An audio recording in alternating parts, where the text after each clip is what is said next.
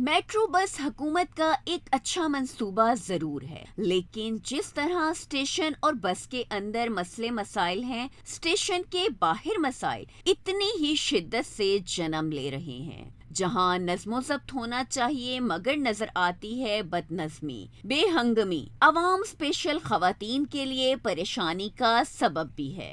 ये है सदर मेट्रो बस स्टेशन के बाहर का नज़ारा। अहम मसला मेट्रो स्टेशन के बाहर है, जो है ये बाइक और रिक्शा ड्राइवर्स हजरात जो बाहर जाने का रास्ता रोक के खड़े होते हैं, हत्ता कि स्टेशन के ऊपर सीढ़ियों तक चढ़ आते हैं और आवाजें लगाना शुरू कर देते हैं। ऐसा लगता है मेट्रो स्टेशन नहीं फैजाबाद लारी अड्डा है। पैदल चलने वाली खवातीन का रास्ता रोक के खड़े होना, आवाजें लगाना, उनको अजीब नजरों से घूरना, ये कौन सा तरीका है रोजी कमाने का? कुछ तो सीधी ऑफर्स करते हैं, बाइक पे बैठना है, दिल करता है बंदा इनका मुंह तोड़ दे। बाइक वालों की नजरें और रवैया दोनों ही गैर मुनासिब हैं, जो किसी तरह भी काबिले कबूल नहीं है। खवातीन को इन सब अजियत का सामना है, जिस पर इंतजामिया खामोश है। जबकि मैंने ये शिकायत सदर मेट्रो स्टेशन हेड से की तो उनका जवाब था, मैडम ये लोग ठीक हो चुके हैं, बारहा रोका गया मगर बाज नहीं आते। मैंने कहा ट्रैफिक वार्डन कहाँ हैं? वो क्या करते हैं? क्यों कंट्रोल नहीं करते? डॉल्फिन पुलिस क्यों खामोश है?